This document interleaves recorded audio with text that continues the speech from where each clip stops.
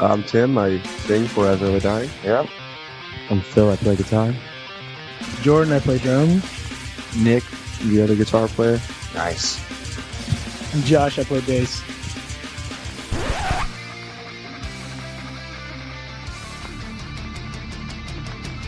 We kind of got to relax at home and take our time with this album. I think that allowed us to be a little bit more critical and a little bit more thorough in our song. Are you kidding me? I forget. Kidding me right now? Dude, what a knob job. I apologize. Well, at least if I'm doing something to maintain, even if it's like prison style. This local singer of a popular heavy metal group is sitting in jail at this hour, accused of plotting to kill his wife and the mother of their 3 adopted children. I know who you are, Tim, and I had great moments with you. So I'm sitting back with my parents. I'm watching national television. There's Tim. You know, they have to say, hey, here's who you were for 32 years.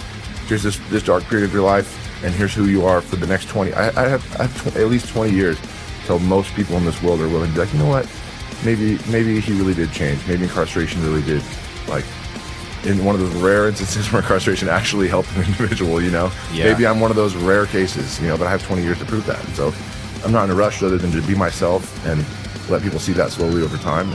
Things with As I Lay Dying are just falling apart so quickly. It's hard to keep up with. What the fuck happened to this band? Hello, and welcome to our new series, What Happened to This Band, where we explain the story of bands we used to like but fell off, either due to controversy or a decline in quality. And there's no other band I could think of to kick this series off than As I Lay Dying. So, Nick, where do you want to start with this discussion? So I, believe it or not, before going into this, I actually structured a conversation around all of this. So before we get into the super heavy stuff, no pun intended, I was actually going to get into the history behind this show because it was kind of developed, like just you and me talking about getting why we love this band started and then just kind of having this be a partner series. And I think it was because Disturbed were coming to town behind their last record from about 2-ish years ago now, and I was like, man, if we ever do a series like that, we should do a Disturbed episode. Oh yeah, I remember that conversation. Yeah, so ultimately though, I was debating on bringing this up because As I Lay Dying were gearing up to release a new record at the time. It was still just in the talks, singles were being dropped, but I was just kind of at that point where I just realized it had been 10 years since all the controversy behind this band that I felt like this would be kind of a perfect episode. We were debating on doing various ways of it, but just given recent metal news, I feel like we both have takes we can give on this band because, like we said in the Lamb of God episode, like the new wave of American heavy metal, that's our shit. Like right there, like to just get the new wave of American heavy metal fanboying out of the way. Like I said in the Lamb of God episode, it was like taking thrash metal, progressive metal, and melodic death metal, throwing them in a blender and just being like, look, let's not, just down-tuned drop B and, just play dumbed down riffs with rapping over it and, maybe have a DJ. Let's be good musicians. Let's take influence from like Iron Maiden and Judas Priest, but inject it with a bit of hot sauce with the Swedish melodic death metal stuff happening at the time. Bands that we've talked about on this show before, like Machine Head, Lamb of God, Trivium. If you know me, you know how much I love that band. Like Same. that's like the stuff that I grew up with. That's what got me into other genres of metal, other genres of music, basically. Yeah, Slipknot, Hatebreed, Shadows Fall, God forbid, Unearth will come up later on in this episode. But like, those are just some of our favorite bands that were just like, look, we love old school metal too, but we don't want to just recycle those sounds. So one of the other big bands in that world ended up being As I Lay Dying. So I guess to give you a bit of the floor, Mike, how did you get into As I Lay Dying? So I don't remember the specifics of how I got into the band, but when I did was around like 2006, 2007. This was back when MTV2 rebooted Headbangers Ball. So I got a lot of exposure from the singles from Shadows of Security. But my first like full album and album cycle that I got into the band was An Ocean Between Us. That's a great choice. I had heard the name floating around for the longest time, but to be honest, I really got into a lot of these albums around sometime between 2010 and 2012, I want to say. And one of the first things that put As I Lay Dying really on my radar, they had a 10th anniversary compilation set where they recorded all new material, covers, and had a bunch of remixes. And one of them was a cover of, because if you're going to do one, you have to do the other. The Hellion and Electric Eye by Judas Priest appear on the Decast compilation. And I also remember them covering War Ensemble by Slayer and Coffee Mug by Descendants.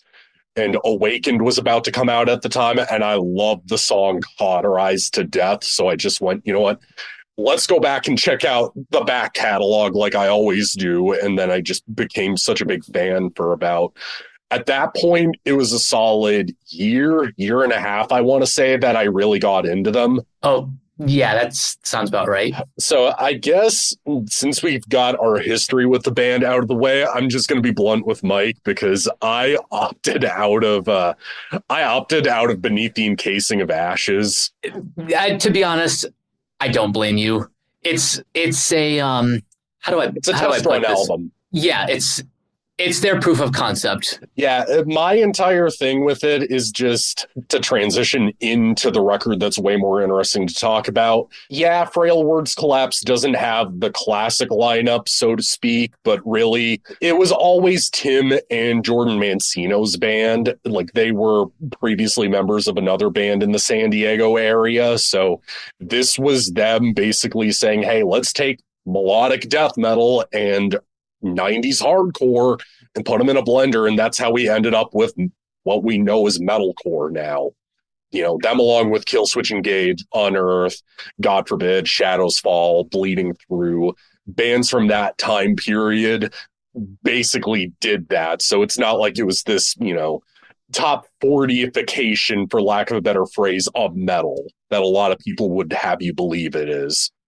Yeah, I would say this album, even more so than the run of the classic lineup, this is like the purest example of like metallic hardcore and melodic death metal. Yeah, exactly. And I think Frail Words Collapse is basically when the band arrives. Yes, it's more primitive than the records that follow it up, but this is borderline straight up melodic death metal, to be honest. Like, there's blast beat sections, plenty of the At the Gates style twin guitars, hardly any clean singing on it, except for Forever, but that was apparently a re-recording even. So I'm going to let it off the hook, really. But honestly, man, I'm going to be upfront with everybody listening right now. We have not listened to these records, I want to say, for the better part of a decade now. Yeah. And really, going back to this thing's ridiculously heavy. It is. And I guess I'm not too surprised because like we said, they're coming from the hardcore scene, but yeah, right away with like 94 hours, it gets you right into the heavy stuff. Oh, right away off the bat, for me, the main star that really made me go, this band has a lot of potential and a lot going on for them, was Jordan Mancino's drumming. Like, right when it gets to that double kick section in 94 hours, I'm like, dude is just kicking those drum heads like they owe him money. Like, he's just going off on the kit. And that's the main thing I want to illustrate throughout this episode, honestly, is just how good of musicians these guys truly are. This was not some, for lack of a better phrase, boy bands with breakdowns kind of band. No, these musicians, they can shred. Yeah, exactly. And again, while it's not classic lineup yet, there's clearly potential right then and there. But to get the very obvious out of the way that while yes, As I Lay Dying are a Christian metalcore band, it never came across as preachy to me. No, Like none of it. I go like this just sounds way too Jesus-y and churchy for my taste. So no. yeah, they're more. It's an easy comparison because at the start they were getting compared to another band in that scene, Zao. But But the point is, this is less about preaching a message and more just playing good music. Yeah, exactly. And I feel like that's a good transition to bring in the classic lineup because in 2004, Phil Segrasso, and because Nick's got to back fellow Nick's up, Nick Hippa joins the band also on guitar.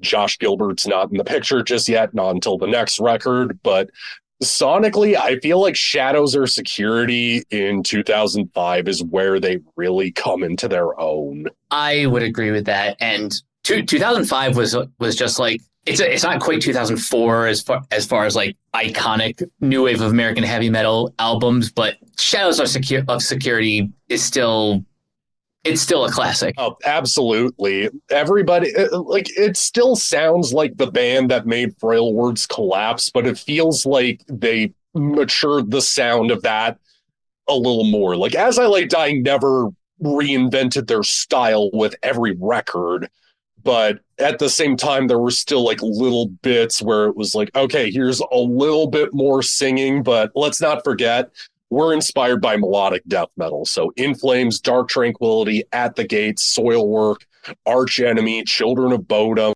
This is what inspires us. This is what inspires us as players. And everybody in the band really gets to show off what they're capable of, especially Nick and Phil. Just the guitar chemistry they have, I still think holds up really well, where it conjures up memories of like Judas Priest and Iron Maiden in a few places. One song in particular that definitely like displays that is The Darkest Nights. That's a great tune. I actually forgot to do best songs even for Frail Words Collapse. So do you want to just combine like best songs off of these two albums? Sure, I can do that. So I'll let you go first.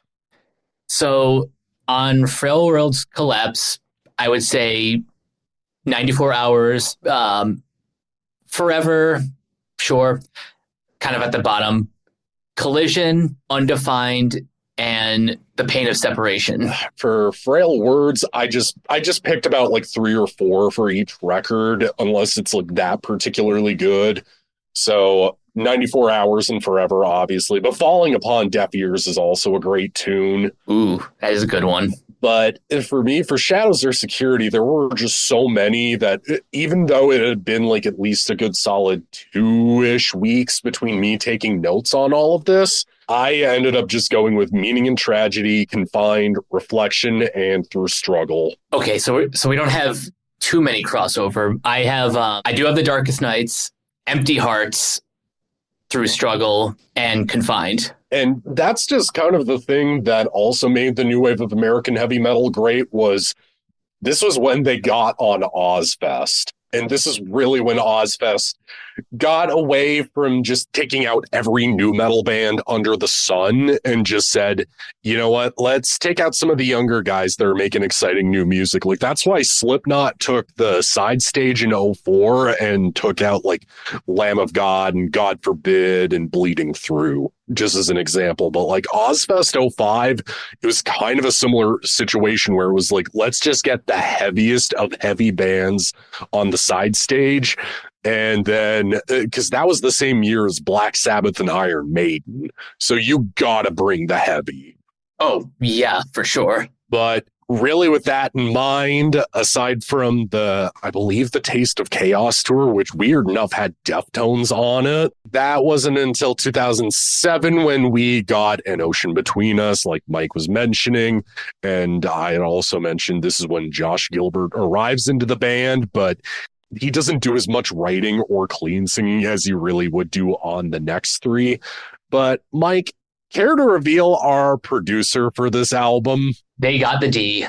Adam D. He just gets called by that. He's the guitar player from Killswitch Engage. And when you see Adam D's name on a record, you can expect quality. Honestly, he is such an underrated producer. I miss the days when he would either be the producer or behind the mix of some of our favorite records. Same. Which, it's at least we're getting a new Killswitch Engage album in 2025. But at the same time, come on, man, come out of retirement. We want to see you do some new records again. But really, on that note, I feel like An Ocean Between Us is As I Lay Dying fully realized. Agreed. We talk all the time about like unskippable records, and yeah, this is one of them. I mean, except for I Never Wanted being the weakest song on the album, this band does not need to be doing ballads. Yeah, no. But I mean, aside from Adam D producing it, having the polish there, but also benefiting from Colin Richardson doing the mix on this thing.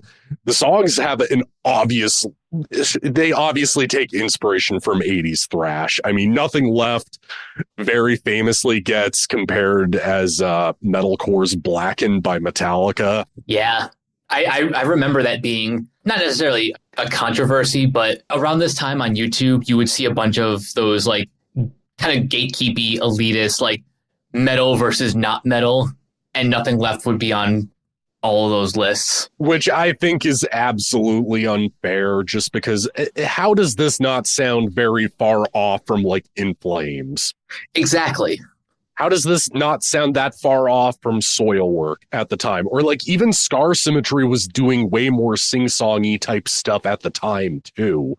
Like Pitch Black Progress came out the year before. But like other than that, I mean, I think that An Ocean Between Us, like it just has the best written songs. It's the best produced. They push themselves creatively. Everybody gets to show off what they're capable of.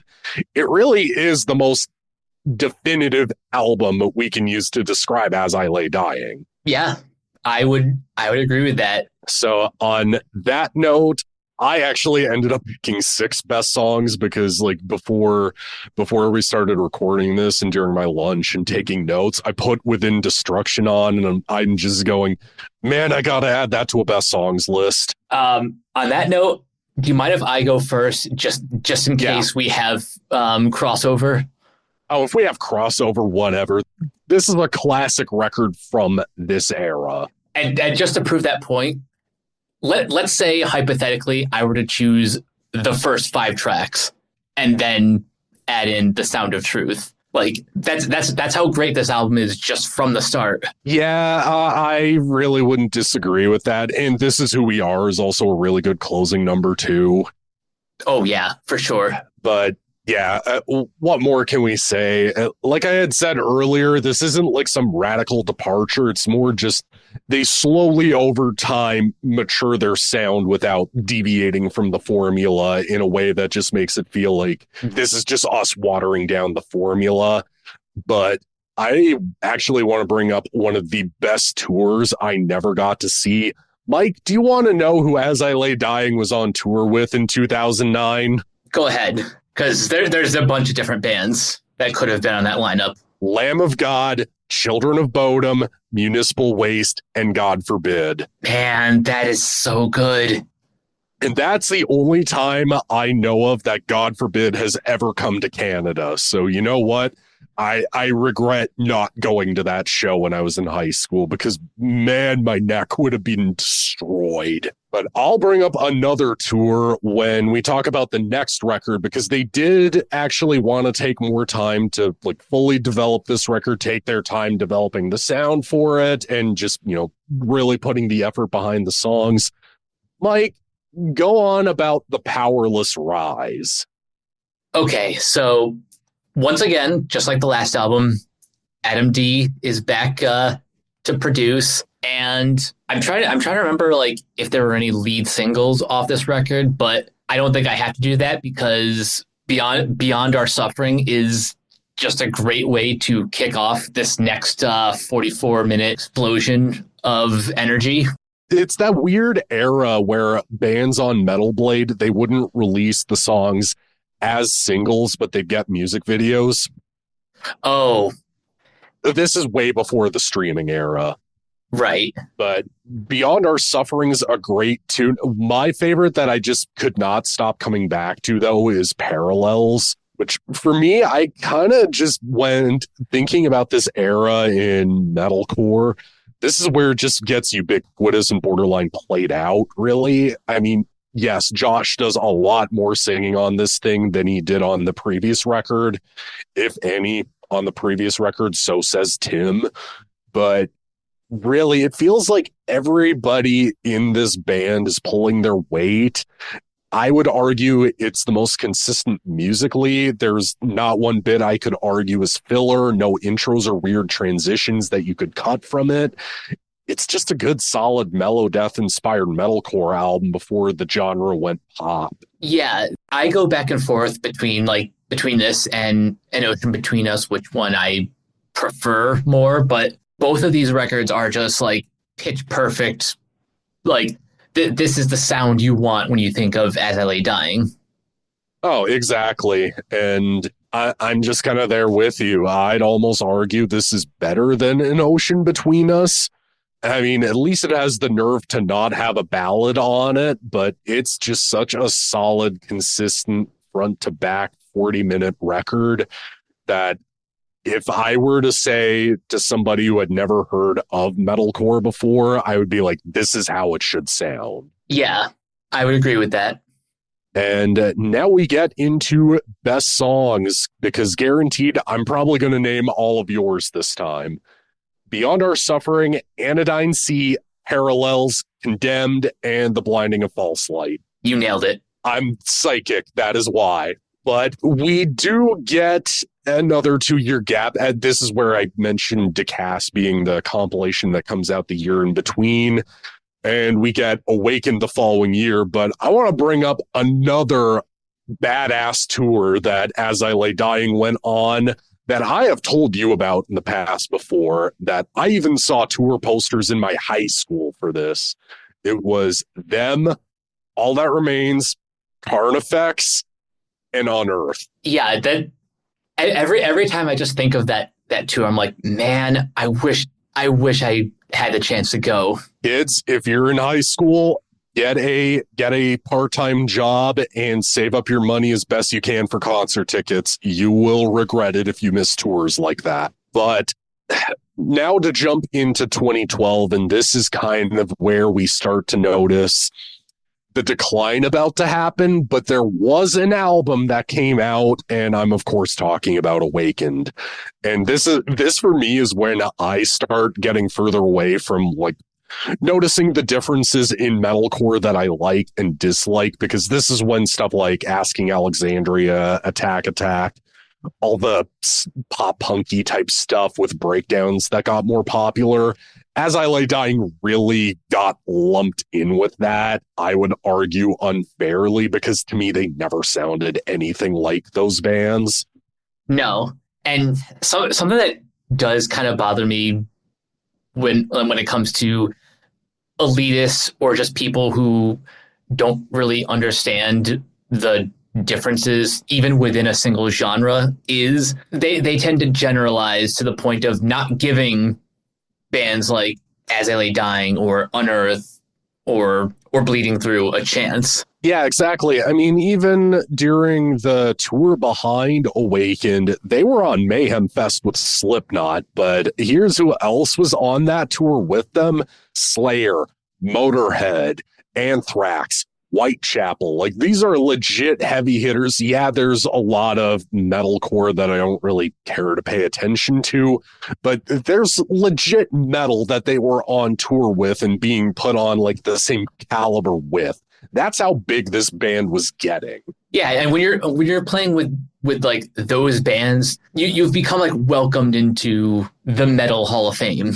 Pretty much. I guess this is kind of what bums me about Awakened the most, because Like musically, this is still really consistent with their back catalog, but I gotta be honest, of the original run, this is probably has to be my least favorite. And I understand why, because I need to stress, As I Lay Dying, they'll never go full butt rock, but this is where they start to lean more into like that sing-songy style. Yeah, exactly. That's kind of how I was feeling, especially the last two songs, My Only Home and Tear Out My Eyes. Like those songs can just go, which is a bummer because Cauterize is a hell of a way to kick off an album. Like it's fast, thrashy, plenty of twin guitar combo work. And I don't want to sound like I'm just slagging off Josh Gilbert because I'm not. He's clearly a talented musician, clearly a talented producer, and really the chorus on Cauterize kicks all of the ass. It's catchy and hooky without being poppy. Agreed. I think I like A Greater Foundation a little bit more than you do, but I still stand by the criticisms of the direction that they start to slide into. It's just structurally, it ends so weird. I see what they're going for. Like I said, the super high-pitched melodic sounding vocals were just never my thing. And I already named the worst two offenders on this record, but Cauterize, Resilience, and Overcome are probably my favorite tracks on this record. And just to throw it out there as a mention behind the scenes on this record, I'm a big fan of the punk band Descendants, and Bill Stevenson produced this thing. So, and just to be honest, his production is about as good as Adam D's.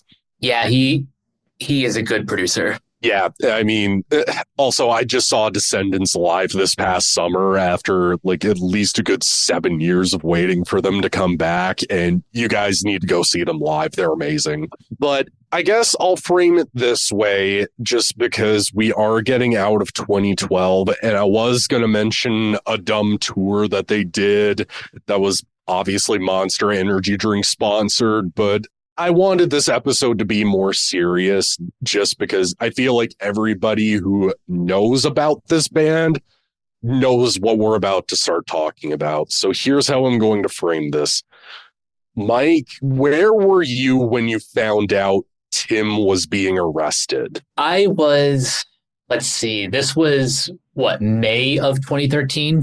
Yeah, you got it. So I was just finishing a semester of college at my community college, and I remember just seeing a bunch of reaction videos from I don't know, whoever the popular metal YouTubers were at the time, places like Loudwire, Metal Sucks, all of those. And you know, this was two months after the stuff with Randy Blythe, so it felt kind of like a pile-on of just more bad news from the scene. Yeah, you took the words right out of my mouth because I was following Randy's case right as it happened, right as I was graduating from high school, right into, I had a period of my life where I was unemployed and unable to get a job after leaving school. So I didn't have college to go to. All I could do was just either sit in front of my computer and listen to records or watch movies all day. So that's how I really occupied my time. And when finding out about Tim being arrested, a lot of us thought it was a joke. A lot of us at the time thought he was being set up. And what we would eventually find out, I'm not going to go into every detail about this. I will give a shout out to a YouTuber by the name of Bratterstein, who she does a lot of true crime videos, and one on Tim Lambesis was done by her. So to give you guys the too long didn't read version, because I always like to talk about this stuff as if we're talking to newcomers who don't know the details. What's happening behind the scenes is sometime in 2010, 2011-ish, you notice Tim starting to get more buff. And I'm a huge, of the two of us, Mike, I'm probably the biggest gym nut of the two of us, but you can tell that my growth was very clearly I put the work and the effort in over years.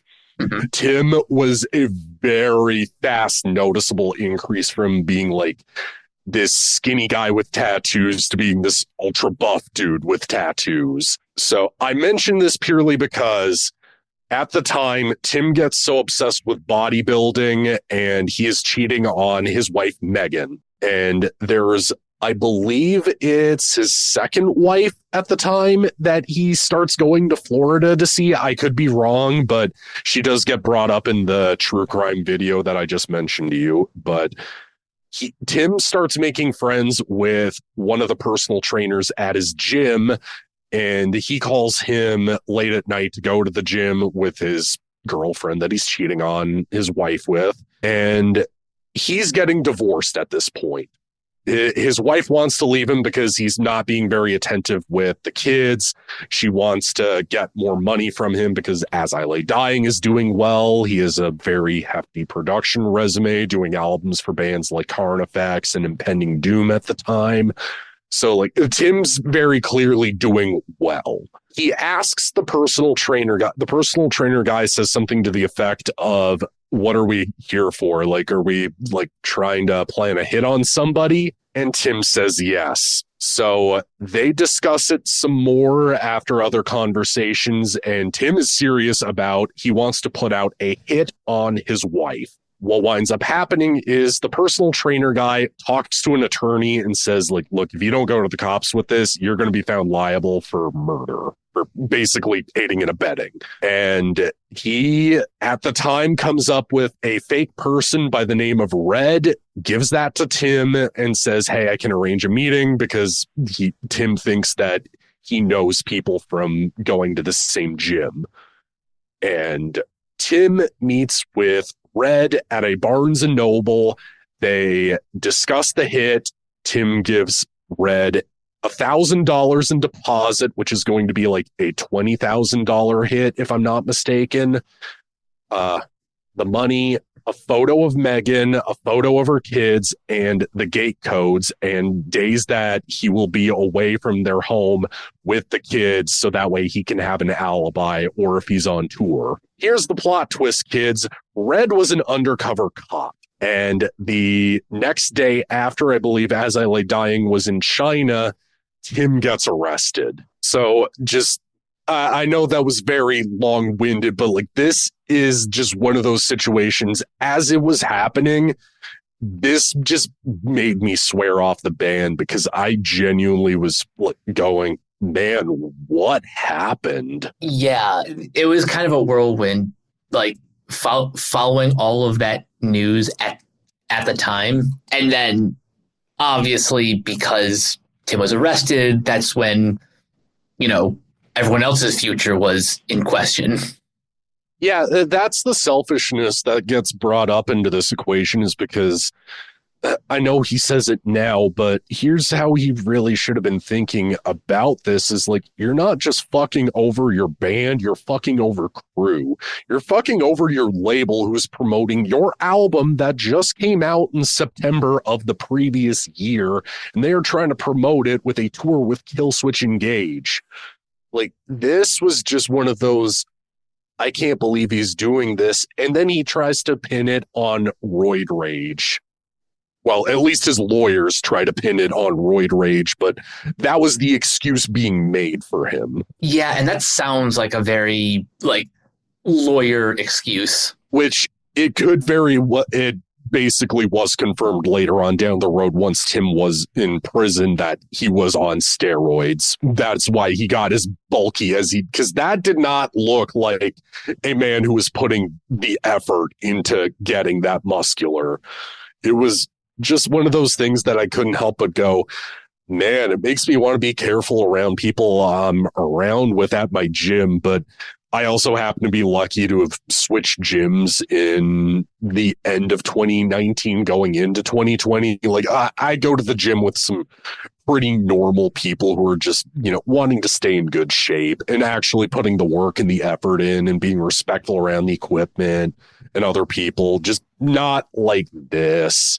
You know, not buddying up with personal trainers just to ask, like, hey, can you hook me up with somebody to kill my wife just so I can get custody of my kids? Like, yeah, nobody died as a result of this, but you kind of can't help but go, how many excuses can you make for this? Whenever like any hardcore defenders of Tim bring up the, hey, but nobody died, that's not really the point. The point is like all the steps he took to like to go through with this without considering all of the other people in his life. Well, here's the other thing, too, that Megan brought up in court documents was that who else would Tim have talked to prior to this personal trainer? Like, how close could he have gotten to talking to somebody who would know? Yeah, exactly. So I just kind of find that all to be in bad faith, and very clearly, especially because Nick's got to back other Nicks.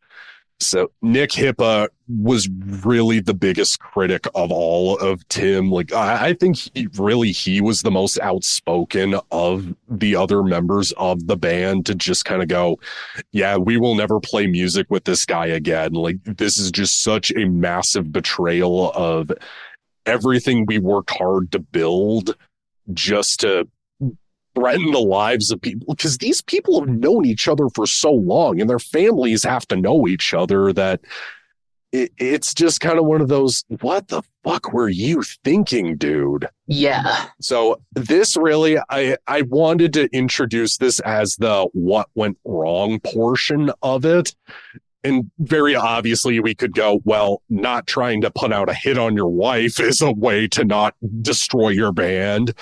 But I really hate to transition out of that conversation into music, because basically by February of 2014, this is when Tim gets sentenced to, I want to say, 6 years in prison for basically trying to hire a hitman. And he only ends up serving about 2 years of that sentence. And whether you think that's light or not, I personally think that's extremely light, and he should have served the full 6 years. But alas, we don't live in that timeline. But I actually want to transition to what I think the instrumental members of As I Lay Dying's biggest mistake was: forming a band that wasn't heavier. Yeah. Now, this is completely subjective, but you're asking two metalheads here who, like, are die-in-the-wool new wave of American heavy metal fans. So our opinions are a little bit more, I guess, negative towards the two albums that Woven War put out. And I want to say this in case any of the classic As I Lay Dying members end up listening to this. I don't hate Woven War or anything. It's competently played. It clearly shows off the good musicianship and everything. Just to give the too long didn't read version, Woven War is all of the instrumental members of As I Lay Dying. So Nick Hippa, Phil Sagrasso, Jordan Mancino, Josh Gilbert, but Shane Blay of the band Oh Sleeper. Basically, it's pretty much all clean singing throughout the entire project, with maybe the odd screamed part. And again, it's not that either that first album or Honor Is Dead are necessarily bad records. I just have not had any desire to return to them because the memorable riffs just aren't there for me. There's no fast thrashy section. There's nothing that comes off as particularly aggressive about either record to me. That's more than fair. Like, it's been a minute since I've listened to both records, and I couldn't even tell you a favorite track from either one. Yeah, and we actually also forgot to mention this even. Tim actually has side projects. Like I mentioned, that he does production work for, again, he did Until I Feel Nothing by Carnifex. This Is Violence from Impending Doom. No, There Will Be Violence. Ugh, bad brain moment. He does production work, obviously, but he did form two side projects. One, I didn't get around the chance to really going their back catalog, and that's the Arnold Schwarzenegger tribute band, Austrian Death Machine, which I will say this, Mike, during Tim's sentencing, Megan actually got a really good dig in at Tim. Do you want to hear it? Sure. She quoted Total Recall and quoted Arnold going, "Consider that a divorce," when giving her statement to him and how badly he fucked up her life. Okay, that is great. Respect, lady. Wherever you are in the universe, respect. Yeah, I don't really. And also, before I end up forgetting, I mentioned the second side project. Tim formed more of a death metal oriented project that only released one EP called Pyrithian, which I did jam a track off of that EP, and it sounded promising, but the problem was this dropped 2 months before everything went down. Yeah, so it sounds like that project just did not have enough room to grow. Yeah, exactly. So really, I want to say sometimes towards the end of 20, I forget the exact year or timeline, but Tim gets out of prison, I want to say either in Christmas of 2016 or Christmas of 2017, around that time period. Yeah, it was. He was released on parole in December of 2016. Thank you. So here's where I think Tim went wrong in his reintroduction into the public eye was I don't think As I Lay Dying should have done anything for at least another 5 years. I would have said maybe give it a decade after like all of the smoke settles rather than right as you're about to get out of prison to do As I Lay Dying again. But I also kind of understand that, yes, a lot of these band guys, this is all they know how to do. Yeah, that's kind of it doesn't excuse like why they put out an album so quick, and we'll get to our thoughts on that in a minute. But in my personal opinion, I would have waited until like either 2013 or no 2023 2024 time travel. What I would have maybe done is wait until even like the 20th anniversary of Frail World's collapse. Yeah, I would say that's fair, but at this point, and as well to kind of go back to the steroids thing, Tim did sue the prison that he was in. I feel like this is noteworthy because Nick Hippa does come into play, is that Tim decides to sue his prison because the prison decides not to give him the drug that he needs to suppress the side effects of his steroid use. I'm just going to tear the Band-Aid off. Tim grew moobs in prison. I'm genuinely not trying to make this a funny episode, but Tim sued the prison because of this. Don't do steroids, kids. It makes your dick tiny and you grow moobs. Don't do it. Don't do steroids. Get in the gym, have your protein powder, make smoothies, eat healthier, and then you'll get muscle. Yes. But I guess with that out of the way, because like I said, Nick Hippa was the most vocal in his disdain for Tim. Just basically going out of his way to say, we will never make music with that guy again. We will never do anything with this man again. But we actually got a bit of a surprise in the form of none other than George Lynch from Dokken, because he actually has a side project with Jordan Mancino. I didn't know that until yesterday. Oh. So George Lynch does some interview where he's drunk and starts talking about As I Lay Dying, because I believe also Nick Hippa was engaged to his daughter, if I'm not mistaken. So George Lynch ends up saying in this interview that Tim's out of prison, he's reforming the band with the classic lineup, and that basically Woven War was a bust. That they basically were not making any money with this new project, which again, I stand by it. If they had focused on making an album as heavy as anything As I Lay Dying did in the past, they would probably still be doing this project with or without Tim, I personally think. And maybe Nick wouldn't have had the falling out with Phil that he had around this time period, but basically that's what George Lynch revealed to us, but we wouldn't know that until My Own Grave drops in about May of 2018. I remember when that single dropped, and, just out of curiosity, because, it was like, I've been an As I Lay Dying fan for about 6 years before the whole ordeal with the attempted spousal murder. Yeah. So naturally, curiosity got the better of me, and I watched the music video for that song. You know what? Hindsight.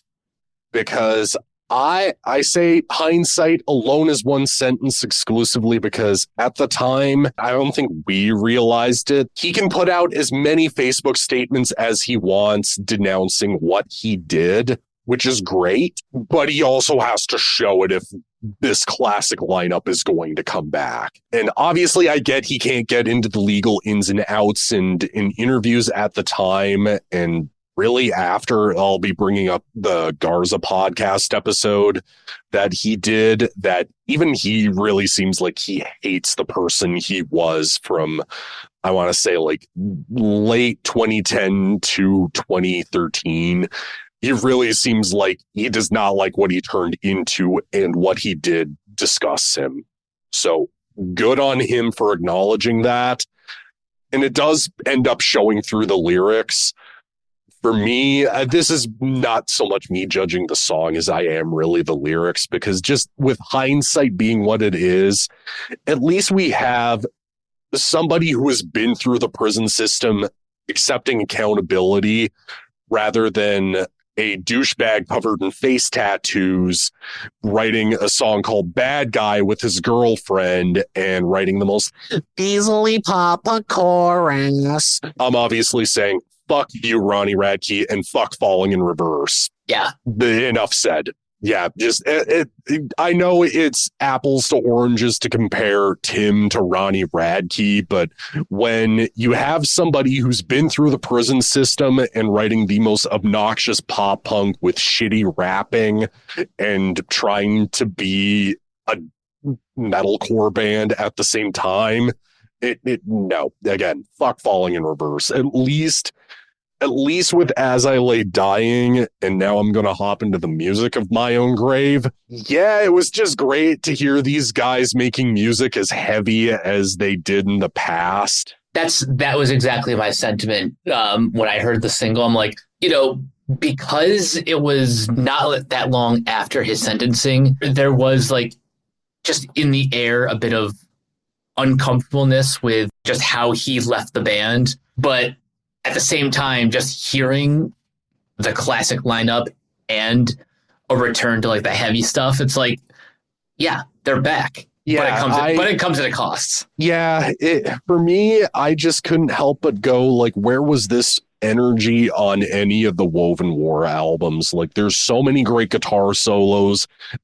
Going back to how great of a drummer Jordan Mancino is, I would love to see him do another project rather than just do live session stuff. But man, it was just great to hear these guys playing on a song again before we even knew a record was coming. And yes, there is a discussion video that, spoiler alert for later in this episode, that has not aged well. At least it genuinely feels like there was accountability and healing being done, which does lead into our record in 2019, Shaped by Fire. Yeah. I'm not sure if I recommend new fans of this band or this genre watching that discussion video, but we'll get more into that later. For now, Shaped by Fire is a great album, regardless of when it came out or the baggage behind it. So I'm going to be honest, man. At the time, I didn't like this record. For me, I just ended up going, yeah, it just sounds like As I Lay Dying in a time capsule trying to pretend that the last 6 years never happened. But at the same time, with it being 5 years and spoiler alert, the classic lineup ultimately leaving and us going over every album in their arsenal to prepare for this episode, I'm going to be honest, I think I like this better than Awaken. Yes, it is definitely better than Awaken. There is some of its bad habits, though. I will get that out of the way. Oh no, for sure. But while it can't stand up to An Ocean Between Us or The Powerless Rise, it has a little bit more consistency than Awaken. Yeah, I mean, my entire thing is that, yes, there is some modernization, like some gentier guitars, noticeably on the title track, but Redefined and My Own Grave are basically what you want this band to sound like. And Adam D even is back doing some behind the scenes production work. Like, he's not credited as a producer, but he does some like additional production on these songs. And they all sound great. They still sound like they have dirt under their nails, but like every note comes through clearly. And Gatekeeper is a straight up thrash tune with only growling, so therefore best song on the album, 5 out of 5. Hell yeah. But best song, plural, Nick. Gatekeeper's obviously one of them, but I love Blinded too, and again, Redefined with Jake from August Burns Red. That's a really great tune. By the way, is this the first album where they actually have like a feature on the track? They had features on the previous albums, but like one of the features is actually on Forever from Frail Words Collapse, but it's not a member of a band that I've personally really paid that much of attention. It's not like they got Jesse from Killswitch Engage or Phil from All That Remains or, you know, Howard from Killswitch and Blood Has Been Shed or Trevor Fipes from Unearth. Nothing like that. Okay. And also, like I mentioned, I do want to give this an honorable mention because I do really feel like the Toll It Takes should have been cut off this album and replace it with Destruction or Strength. I would agree with that because that song kicks a lot of ass. And even Josh's clean singing on it fits it perfectly. But I guess this is where we get to what went wrong part 2, which does kind of bring us to current day, because just to fill in some of the gaps to bring us up to this point, the classic lineup over the course of the next couple of years does end up quitting. So at first, again, us Nicks have to back each other up. Nick Hippa quits the band sometime during COVID, but he doesn't really announce it until sometime in 2021, I want to say. Yeah, something like that. And then right as everything opens back up and As I Lay Dying's announcing tours, everybody else except for Tim and Phil Segroso quit. So that means Jordan Mancino is out and Josh Gilbert ends up joining Spirit Box. Which, good for him. Spirit Box is kicking ass. He's raking in the money with a band that's packing out big venues, so I can't say he didn't land on his feet. It just sucks not seeing this classic lineup not making more music, but we will get back to that point in Uno Momento, children. But at this point, we end up finding out Ken Susi has left Unearth to join As I Lay Dying. And we also find out Nick Pierce, who was also in Unearth for a time, is joining the band as well. And a band I never really got that into.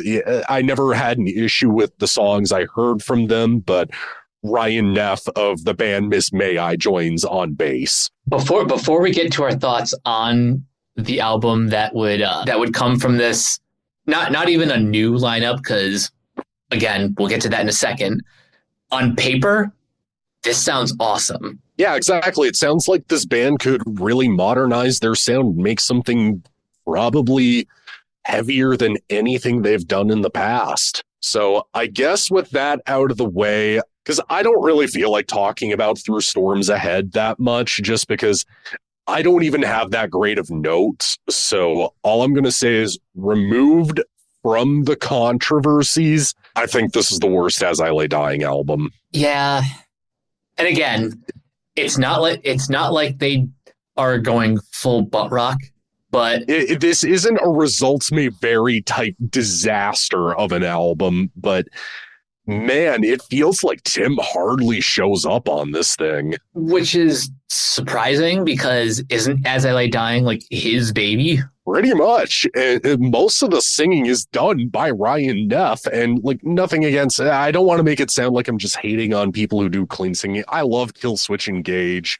I love Shadows Fall when Brian Fair does his cleans, but the high pitch type clean singing, the super whiny sounding type stuff, it doesn't gel with me. And that really is most of this record. And knowing that it has features from the deathcore world. It has Tom Barber, formerly of Lorna Shore and currently of Chelsea Grin. And whether you like him right now or not, Alex Terrible from Slaughter to Prevail is on the song We Are the Dead, which it is one of the better cuts on this thing. But honestly, I expected that song to go harder than it did. Yeah, I mean, I'm just personally not very fond of Alex Terrible, so that may be kind of souring my opinion on it, but when you associate yourself with Ronald the Clown, you're not doing yourself any favors.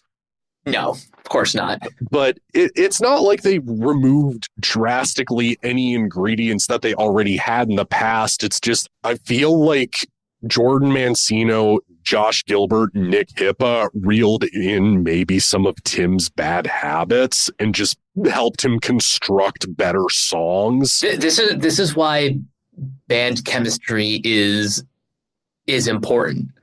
Like you can't just throw random musicians together and expect magic to happen. No disrespect to like super groups who have put out great music in the past, but there's a difference between super groups and this lineup. Yeah, and it's a bummer that this felt like As I Lay Dying turned into a super group. It's just, I wish this album was way more super than it was. There's no great way to really transition away from this. So like, do you want to just get favorite songs out of the way and worst song? Because I have a worst song on this thing. I guess I'm not even sure what counts as a favorite track on here, because after one listen, like, yeah, We Are the Dead is one of the better songs on this record, but I can barely remember anything from it. I am gonna go Burden, Whitewashed Tomb, and The Cave We Fear to Enter isn't bad, but you took the words right out of my mouth, to be honest. It just is a in one ear, out the other album. No, it is not the worst thing in the world, but I can't really call it that great of an album. And The Void Within sucks. Yes, absolutely. This is As I Lay Dying doing Octane Core. I guess there is no better way to just get Through Storms Ahead out of the way, because let's just pretend we didn't have the time to, really live with the record. I'm pretty positive I would still have the same feelings I just outlined, that Mike outlined about this record. I'm just not a fan of it. But the bummer thing that really started to happen was on Halloween, we found out that Ryan Neff would be quitting the band shortly before, doing an admittedly awesome European tour with the lineup of them, Decapitated, Caliban, and Of Sulfur. Wow. Especially since I've seen Decapitated live, and I'm going to be seeing them live again this February playing Nihility in its entirety. Fuck yeah. I would have gone to that tour, especially for Decapitated and big venues like that. But I say that because Ryan Neff quits the band, but then also their tour manager quits the band. Then we find out that Ken Susi quits the band as well, and then Nick Pierce quits the band, all within about a 48-hour period of each other. That's when you start to raise the red flags. When an entire lineup quits like that in that short of a time period, you have to say something's up. And honestly, I'm going to be honest because I was in that camp where I was making the jokes too with everybody online. I was making the jokes of, hey, how do you know everybody? We all quit As I Lay Dying together. Like I was clowning on the situation because I genuinely thought it was more band drama going on. And we were not getting a statement out of Phil just yet because I'm pretty sure he had business stake in the band still. So I was just kind of sitting there going like, man, he's going to quit next too. Like I hadn't seen anything like this happen since what happened to Chimera a decade ago when everybody quit on Mark Hunter before a tour. And Mark Hunter was smart enough to just go like, you know what, Chimera's done. I can't get a new lineup together. I wouldn't want to. Just thanks for supporting us. But what winds up happening is Phil obviously ends up quitting the band. But behind the scenes, some more sinister stuff starts happening. And this is where I start getting away from like, I don't really want to clown on this anymore. Allegations. So we end up finding out there are rumors that Tim is abusing his now third wife. Yes, you heard that right. Third wife, Danny. They got married right around the time that everything that had opened up again. As I Lay Dying, we're about to start touring again. I believe they might have met in the gym that Tim goes to. Huge maybe because they're both huge into bodybuilding, obviously. But there's allegations and she puts out a statement. But I want to say about a couple of weeks ago, we end up finding, Mike, have you seen any of these videos or do you want me to just describe them for everybody? I haven't seen them, and quite frankly, I don't want to, but for our audience who are curious, go ahead. So the first video has no audio, but it's him shirtless and her in bed. And there is clearly an argument happening between the two, and Tim starts getting really heated. He walks across the room. He slams his fist up against what looks like a suitcase and then grabs her by her kneecap on the bed and like starts violently shaking her head eventually. And then you just see him starting to punch himself in the face repeatedly and like fist, like just throwing his fists against his chest. And then he notices the camera, grabs it, and the video cuts out.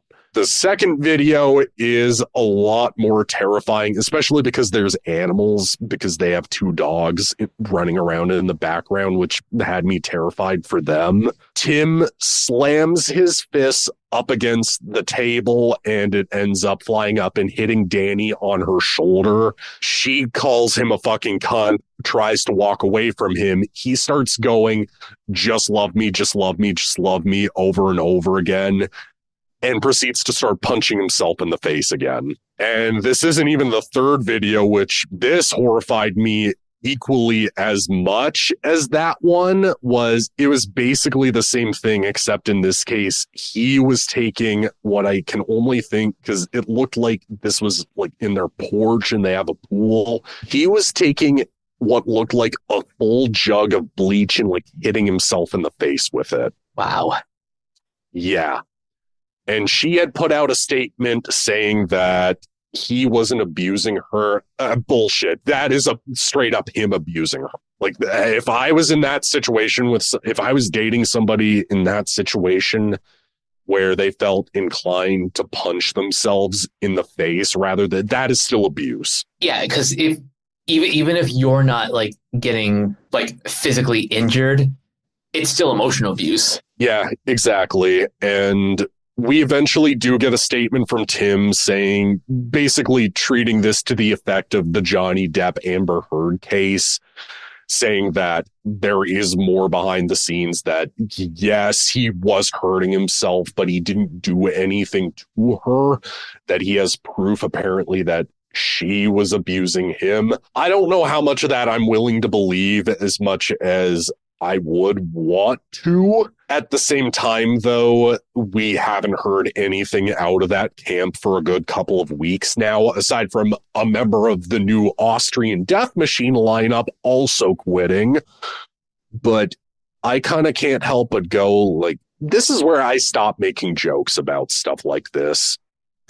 Yeah, once it gets like into this like touchy subject, that's when you got to pump the brakes on making light of the situation.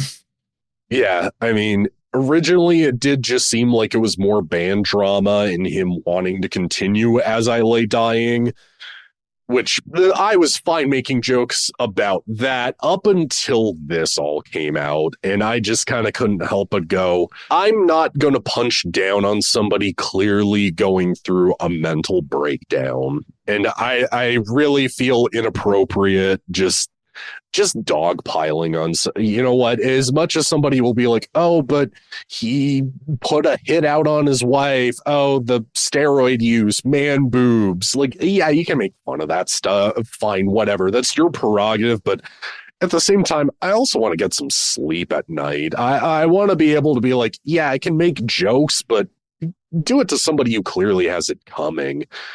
This, I just more feel bad that, for one, this is now As I Lay Dying's legacy of abuse towards his children, in the sense that he was neglecting them, attempting to murder your wife so you can gain custody of said children, domestic abuse, and members quitting. Like, this is this band's legacy now. Which is sad because, as we have stressed a lot in various podcasts, they are a crucial part of the scene that we grew up with. Yeah, exactly. And you know what? I'm also just going to say this. Like, I have not had a great 2024, man. Just because, just with everything going on, just to get real, this isn't even me just going off of like scripts or notes. This is me just being real with everybody. With the cost of living, the political climate, just dating and just friends, and a lot of stuff going on in my own personal world. Around the time all of this was happening, I've had a bit of some moments where I felt like I was spiraling, where I was just not in a great headspace. That's a lot of the reason why I didn't watch Smile 2 when it came out, was because, yeah, I do want to see a sequel to a movie I really liked, but I don't know if I'm in a good headspace to watch a movie about a demon making people smile as they're killing themselves. Like, I'm just not in that mood to see that right now. Eventually one day, but just right now, I am depressed and miserable and don't know how to handle it in a way that's healthy and deal with it. And throughout a lot of this year, I was feeling a range of ignored or disregarded, to the point where I haven't done anything stupid to the degree that Tim has done, to be clear, but I feel like I have lashed out at people I care about, and I have not dealt with some stuff I don't feel like I've dealt with some stuff in healthy ways. Like, yeah, I've been productive with podcast stuff, but I just feel like most of this year I felt really overworked, to be honest. I mean, my audience knows the year that I've had, dealing with 2 deaths in the family within 4 months, on top of a job search at the start of the year that I thought was going nowhere, until I finally ended up at a place that I really happened to enjoy. But yeah, 2024, I'm not going to pretend that this was like a great year beyond things like movies and TV and stuff.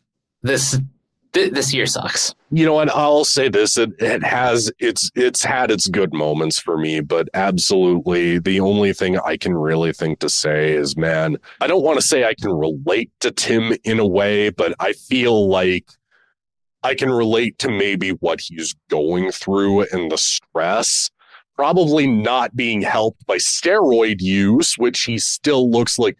He looked relatively like he was clearly in the gym in that discussion video with the original lineup, but especially the Garza podcast episode he did, especially how he's looking lately, I kind of can't help but feel like maybe he's juicing behind the scenes again. Not a great thing for him especially after the stuff that's happened to him in the past. So I guess in the interest of just recognizing everything that Tim has, not just what he has done and gone through and dealing with, but just trying to be like, you know what, if he's going to give this air of accountability, if he's going to be all talk, I'm going to be the all action guy. And I guess just say like Mike, or just anybody who knows me personally and talks to me actively, like if I've been a gigantic jerk or pain in the ass over me going like, I know what I want out of life, I know what I want to pursue.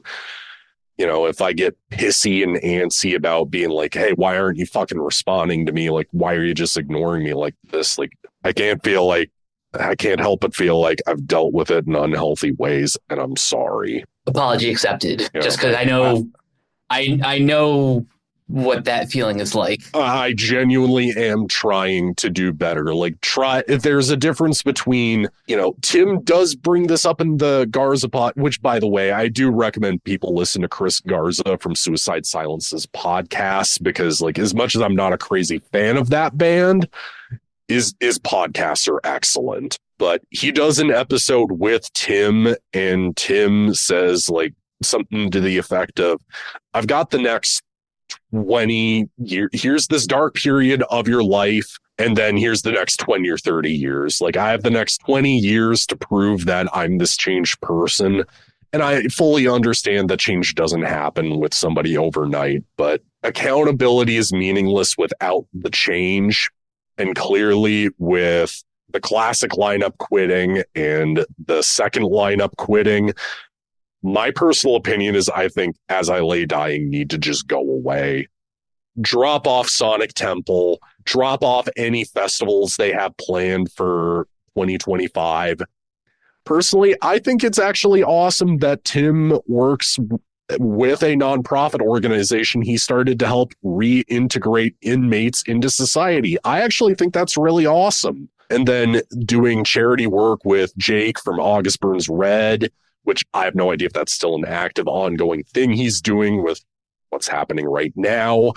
But to be honest, I think Tim's time and usage should be towards helping people with mental health struggles and, you know, getting people off of drugs, getting off of steroids himself, even getting himself some professional help and putting his energy towards that rather than being a public figure. Agreed. And whether you come from like the public sphere or not, we do need more advocates for mental health. I feel kind of bad that like over the past couple years on this network, we kind of unofficially discontinued the mental health podcasts. And I think after this discussion, I kind of want to resume that when possible. I'd be on board with it in a few places, but I guess to kind of transition out of this and bring this to a conclusion, you know, I just mentioned what I think Tim should do. I don't think business-wise it would be a good idea for As I Lay Dying to continue. No, but the door for the band should be permanently closed. What I would like to see, I have mentioned this to I've mentioned this to you, I've mentioned this to another friend who was sworn off the band. What I would love to see, as much as I know Josh is, again, making the money with Spirit Box right now, but how great would it be if Nick, Jordan, Josh, and Phil, I understand Phil's in Seosin now, which not so much in the realm of metal, but how great would it be if all four of those guys got back together and formed a melodic death metal band, kind of way the Halo Effect guys are like making music that sounds like if In Flames stayed more of a melodic death metal band? Like, how great would that be? Do you have a lead vocalist in mind? Because I've got a couple ideas. You can name yours, but I kind of would rather go for like maybe a different name rather than kind of like what the Halo Effect did with getting Michael Stan from Dark Tranquillity to come into the picture. Like, let's not pull away from the greatness of another band. Actually, yeah, that's a fair point. Now, go ahead and name them just for like hypothetical. Well, I didn't I don't want to say this now because Shadows Fall is back with a new album coming soon, but seeing Brian May chop it up with the classic lineup would have been fun. Brian Fair, but Fair. I got who you were mentioning, but thank you. Yeah, had Shadows Fall not gotten back, it would have been an inevitability that they got back together because they were smart about their reunion. And again, didn't commit any felonies in the process. But no, who was your second option? Because that's a great pick. My second. I can't even remember what my second one was, but I think what they need to do actually is discover talent and make them a household name. Yeah, exactly. I think that's really what they should have done after Tim's original arrest, is just form a band that's as heavy as anything As I Lay Dying did in the past, or heavier for that matter. Maybe in this case, try to get a guest solo out of Ken Susi, but also what I understand from what my friend said to me, which is a good point, is he doesn't think this hypothetical could happen just because Nick and Phil's previous falling out, just like with Phil leaving Woven War to go play with Nails live. And then after 2022, Phil basically deciding to choose Tim over him. I get how that could cause some conflict still. Oh, yeah, that's a good point. But at that same time, like, if they are going to be about, healing and reconciliation and doing better as people, I kind of can't help but feel like that would be a great way to do it, especially now knowing what we know, what's going on with Tim. Yeah, agreed. But I guess to close this episode out, because at this rate, I personally, I'm going to fully admit this on air, I torrented the As I Lay Dying catalog. I didn't pay any money for these records back in the day, and I didn't pay any money for these records like over Spotify or, pay for them on CD or vinyl. But, we wanted to introduce a section for this show called Bands We Think Are More Worth Your Time, because that's the worst thing about all of this As I Lay Dying drama, is that the music really does hold up, but it's so problematic to listen to that I have a tough time recommending it. Yeah, and for fans of the band who are just that emotionally attached to them and don't want to give them up cold turkey, this section is meant to give you guys more of a substitute. Yeah, and one band, basically, I picked one band and Mike's picked another band. I'll let you go first, obviously. But basically, we wanted to pick something that would sound similar-ish to As I Lay Dying without just sounding like a cheap copycat, essentially. Yeah, so for my pick, I went with Bleed From Within. Which, if you don't know who they are an awesome band out of Scotland. Yeah, and if you want just a good sample size of their music, I would check out their 2002 release, Shrine. I think 2022, actually, you time traveled again. Oh. Yeah, we're going back to 2013. We're going back to 2002 now. Yeah, 2022's Shrine is a good starting point if you want to get into Bleed From Within. I would actually also go with Fracture. That is one hell of a record, especially the guitar solo on it's either Into Nothing or Fall Away, but both are great songs. They're just insanely talented musicians. This is also just metalcore that's more in the vein of, again, melodic death metal, which is also just melodic death metal, and the new wave of American heavy metal is perfectly up our alley. Also, Matt Heafy plays on Night Crossing, which more than enough of a reason if it's got Matt Heafy's endorsement. So my pick, this isn't to me so much in the realm of metalcore, because this is more, I would say, in the vein of thrash, melodic death metal, and progressive metal.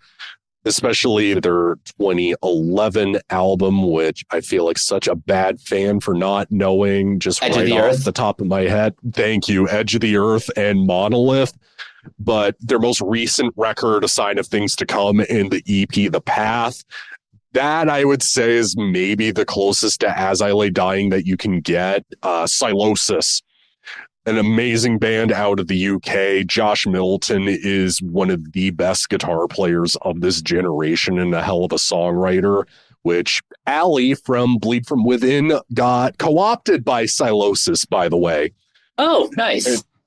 And both are going to be on Trivium's Ascendancy tour across North America next year. So if you have the chance to go see them, I don't, because they're not coming to Edmonton. But if you get to go to the Vancouver show, you get to see Silosis. If you get to go to the Toronto or Montreal gig, it's got Bleed From Within. So I would we both heavily recommend both bands. And we wanted to pick a classic band in this case just because I feel like Unearth falls so much under the radar by a lot of people. Agreed. Again, another one of those formative bands. And is there one particular album that you think is like for anyone who has not heard this band to have as their starting point? I would say The March, because it has My Will Be Done on it, but also The Oncoming Storm is a classic too. But In the Eyes of Fire is also so good. But also The Wretched, The Ruinous, their album from last year at the time of this recording, that's also a stellar record. Watchers of Rules also really good, which has Nick Pierce on drums on that record. I would almost say Unearth, we were saying this off air, Unearth should just pull an Iron Maiden and just bring Ken back as like a third guitarist. I would love that. Yeah, just pull an Adrian Smith from Iron Maiden, bring him back, and still let him be a part of the band. But we wanted to end this episode on, we don't know how frequent this series is going to be. We're mainly going to save it for, like we said, either bands with known controversy going on or an obvious decline in quality. And just As I Lay Dying don't really have the decline in quality, but the controversy really did not do them any favors. Yeah, this was just too big of an implosion of the band that we had to talk about it. Yeah, exactly. And man, I feel like doing something positive next month. So how about we do I hate to spring this on you on air, but how about we do a Why We Love This Band? You know what? Yeah, let's go for it. Yeah, let's do something fun next, just to kind of get us out of this funk. 2024 had way too many depressing moments for, I think, both of us. Let's do something that's fun. So I guess on that note, really, before we get into plugging our own pages, I just want to say go follow any of the former members of As I Lay Dying. Go follow Nick, Jordan, Josh, Phil, Ken, Nick Pierce, and Ryan Neff. Even if I'm not the biggest Miss May I guy on the planet, I even shot him a follow out of solidarity. Agreed. And I guess really that concludes this episode. Yeah. Tune in next year for something positive. Exactly. And I guess we're out. Let's do our plugs and we're done. All right, Nick, where can everyone find you online? Super Saiyan Death Metal God on Instagram. I mainly post albums I'm listening to, albums on vinyl, my CDs, movies I happen to be watching, video games I happen to be playing. Go shoot me a follow and shoot me some binge likes. My page is doing pretty well, and I'm thankful to everybody who follows my page and is cool enough to like any of my stuff. Makes me genuinely happy that we can just talk music and just have a good time. Hell yeah. And you guys can find me on various social media sites at Captain K42. You can check out my quick thoughts on letterboxd.com/CoachK42. And you can follow Renegade Pop Culture on Facebook and Blue Sky at Ren Pop Culture. You can also find us on YouTube, on Podchaser. Consider supporting our Patreon at patreon.com/Renegade Pop Culture. Listen to all of our podcasts on Spotify, Apple Podcasts, or wherever you listen. And last but not least, everything can be found at renegadepopculture.com. You need to escape, so do we. That'll do it for this episode of Renegade Jukebox. We will catch you guys later. Peace out.